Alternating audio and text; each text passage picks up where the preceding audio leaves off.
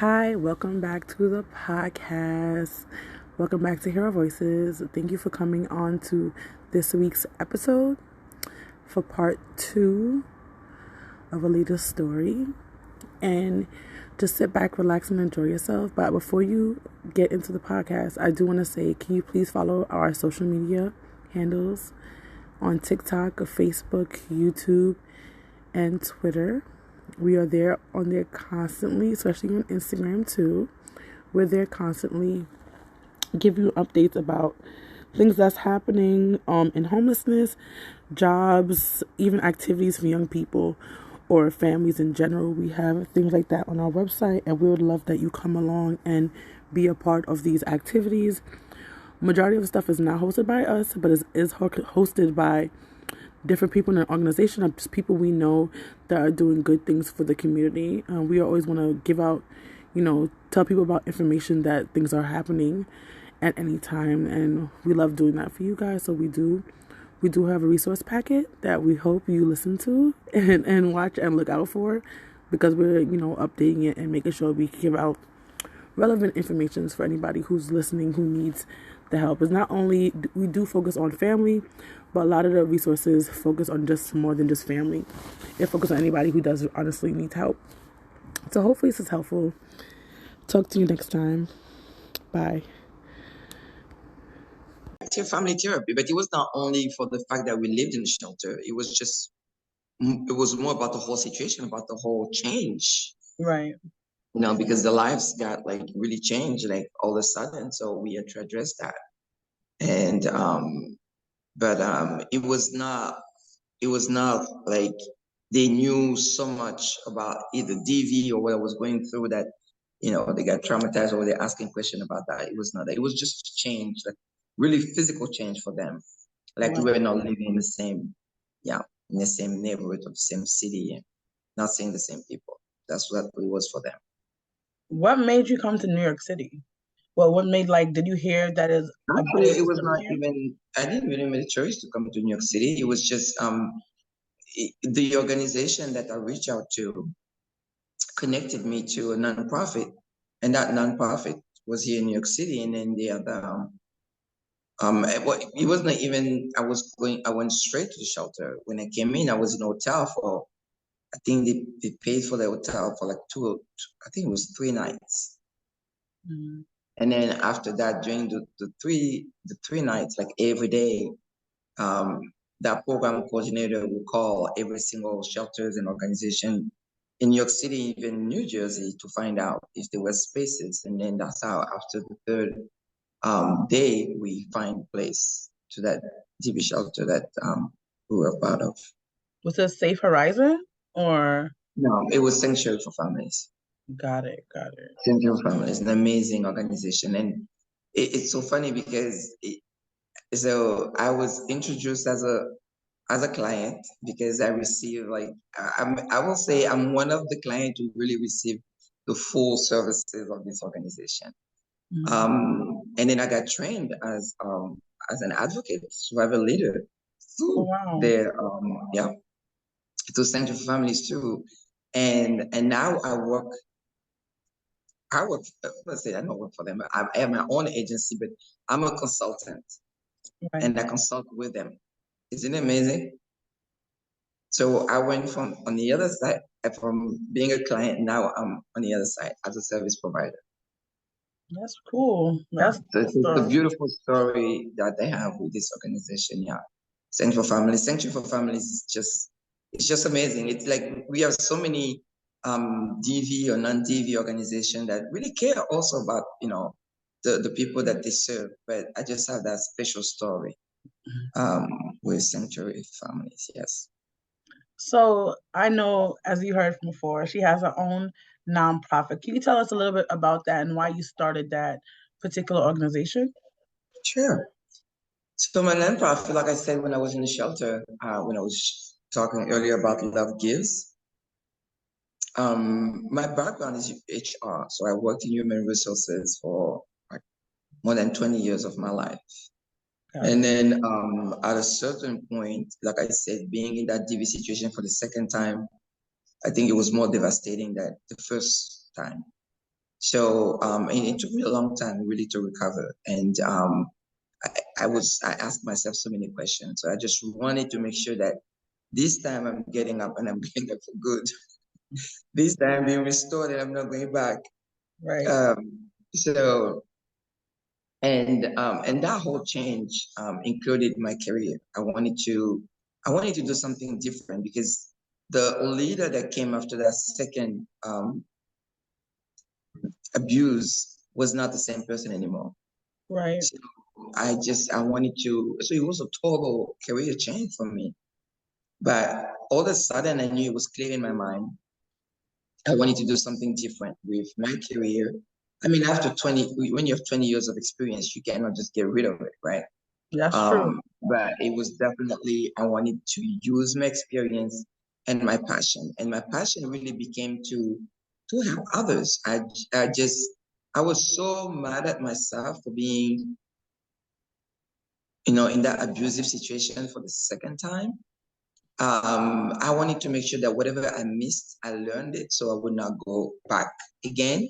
That's true. And whatever I learned, I was able to share that with others so they don't ever, fall into DV, or if they do, it's not going to be two times like me.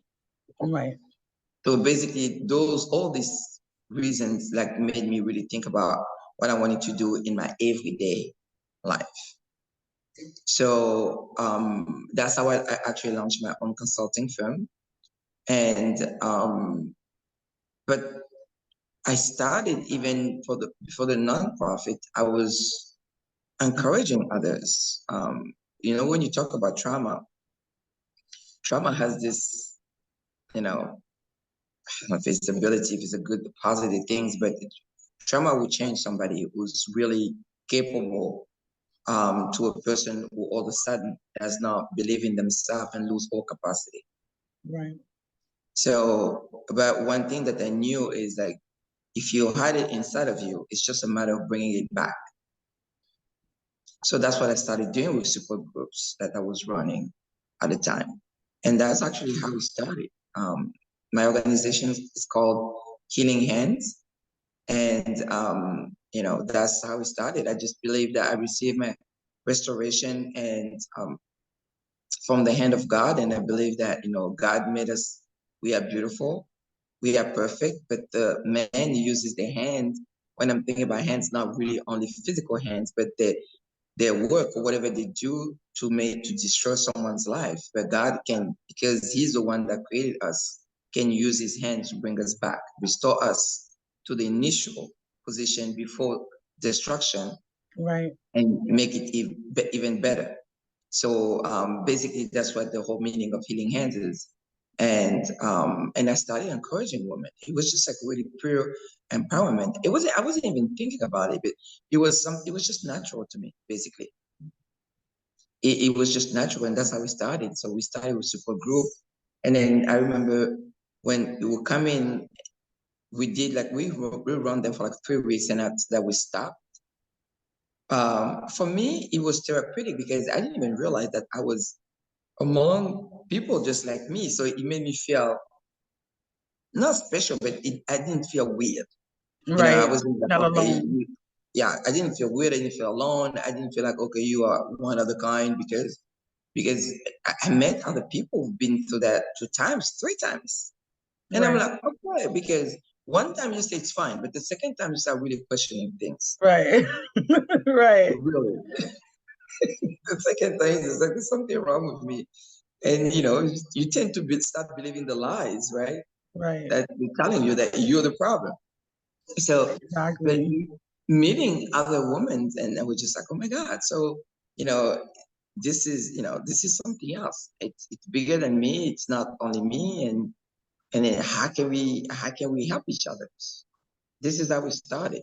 So, and then after when we will stop the group, people reach out to me and say, what's happening? Why are we not meeting anymore? Um, I need my people. I need my woman. I need to talk. I'm alone. I'm panicking. I don't know what to do. that's how it started. And then people were reaching out, and I'm like, oh God, that's a lot of work. Do I feel like I want to do it? I mean, for me, it was just like, we do it and it's fun and we talk and we change. And, we share about our experiences. It was really empowering. It was nice, but it was not something I wanted to do like every day, like for the entire year. But and then I said, like I didn't have the right not to give them what they wanted it, right? It was really important because I saw the goodness of it myself.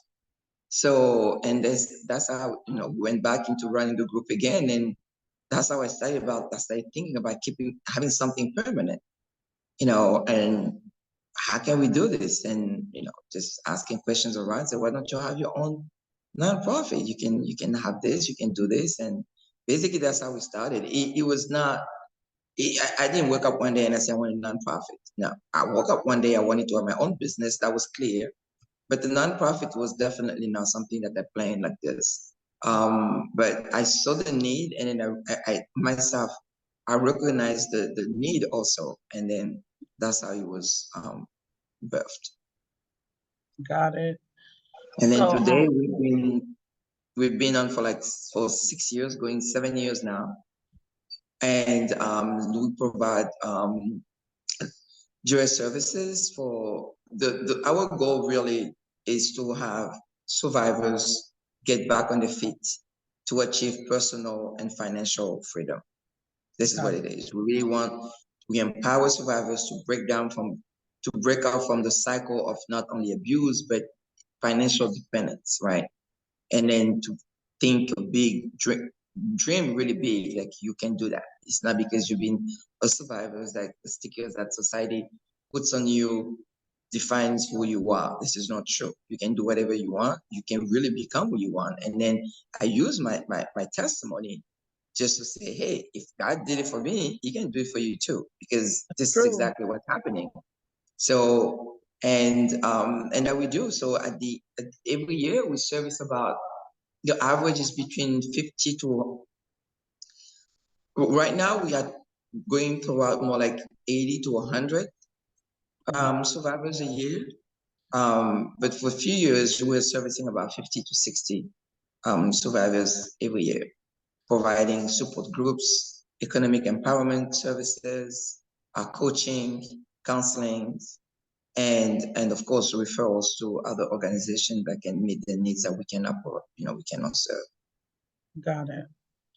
It makes sense. It sounds like good stuff. Like, honestly, it sounds like things people need. And I feel like people don't know about it because people honestly think when they're in a situation like, oh my gosh, I'm this, why did it happen to me?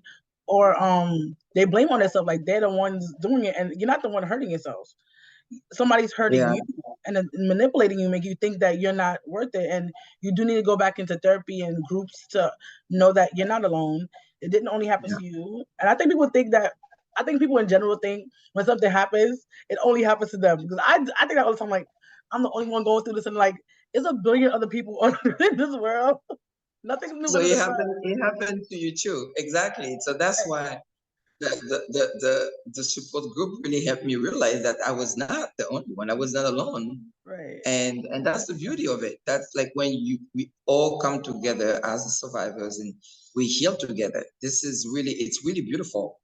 And so for people who don't know about Healing Hands, we do exist. We're here in New York City. We've been here for more than 6 years now, and servicing survivors. And our focus is really the Black community, because we have so many taboos that we need to really fight against. And mental health is serious. Mental health doesn't mean you're crazy. We need to get rid of all those stigmas and that really are not helping us to get well. Seek the needs that we need, the service that we need to get better. We're not doing that because of the way people look at us. Being a survivor of domestic violence does not mean that you are weak. It doesn't mean that you are stupid. So all these things need to change, but it will change with how people think about it and how people see it. Because if I know that if I talk to you as my sister, that I know the way you think, of me or people like me, I would not come to you. That's Who true. wants to go and be belittled or be insulted or treated bad? No one wants that. So you don't become a survivor because you want to become a survivor. It's true. We don't do that on purpose. I always say life happens. Life happens. And I quote this a woman. I think it shook me, and then it stayed in my mind. I was in a training, I think, maybe 4 years ago, and the CEO, she's a female, Caucasian woman, like a CEO of a big firm here in the United States, said, I can manage billions. We don't talk about millions of dollars. I can manage billions of dollars of budget for my organization, but I cannot manage to get my husband to stop beating me. Oh, wow. So, it happens a lot in the Black community, yes, but it does not only happen to Black female, it It's happens to true. white also.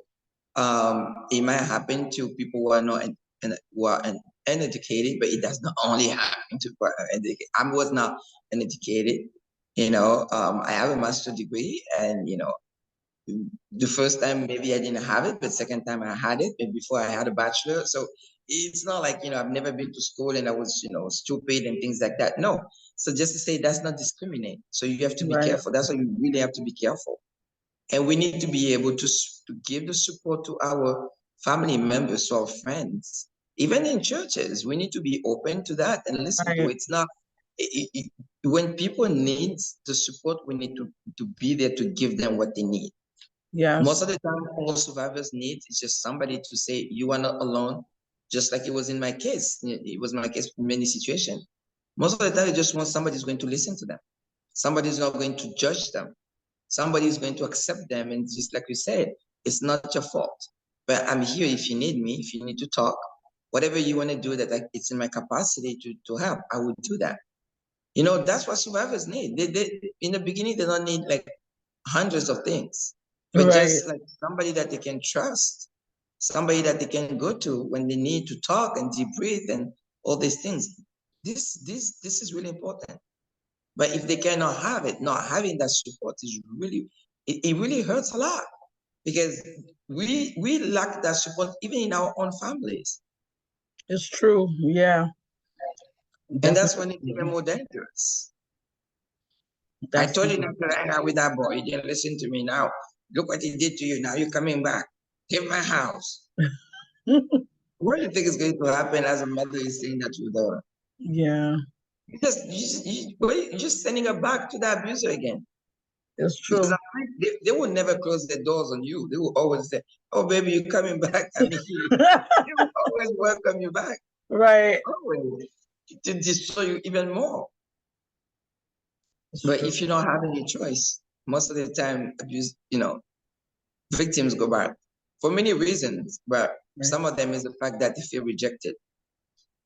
It's as you say that, I'm thinking it's not even only an abuser or abusee kind of thing. It's a society thing, like you said with the mom saying, "I told you not to do that," but because she didn't handle it properly, her daughter or son went back to that person. Because people think it's only women who get abused. No, there's men who get abused. It's not as high of a number, and if it's up there, just like with SA and stuff like that, men don't tend to report things like this as much because they Of they course don't not. seem as a weaker Yeah, person, but they also get exactly. abused. And sometimes we can push a person back to where they don't want to be because we're Mm-hmm. not understanding. We're being cold shouldered. We're like, we told you so. When a person get abused, it's not a time to say I told you so. You can say that when they Mm-hmm. get healed, not even when they get healed, but though it's not the time to do it right now. It's a time to get them help, get them therapy, make them Oh know, yeah. build them up a little bit. And if you don't know how to do that, send them to somebody else who can help them. Because sometimes, example, when something crazy happens, sometimes I feel like I don't have the words to give a person. I gotta send it to somebody else. But you are not everything to everybody, and not everybody's perfect. Not everybody have the word for certain situations. Mm-hmm. So put them in the hand of a person who can help. Yeah. Don't beat them down and send them back to a place where they don't belong. They don't deserve to. Yep. So Exactly. Yeah, you're right. You're definitely right. So send them if you cannot help them, refer them out. yeah. send them to somebody that you know, even though if it's not, if even though the person is not qualified, but if the person is a better listener than you, Right. let them talk to that Exactly. person. Yeah. So many things can change as like even in the family structure, in the community, we can change many things that will, change just will have an impact on, how victims stays or will go back or deal with the trauma or deal with the situation afterwards. Yeah. It's definitely. Thank you for coming back to our podcast one more time. We really appreciate you.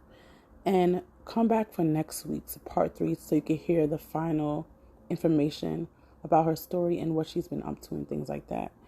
We would love to hear from you about your story, or if you have any resources that you would like anybody to know about and to be able to help. As you know, also we're starting a Spanish podcast, so we would love anybody who's Spanish speaking who can tell the story or give out resources to be on our podcast. So hope to see you soon, and well, hope to see you next time, I should say. Bye. Have a good day.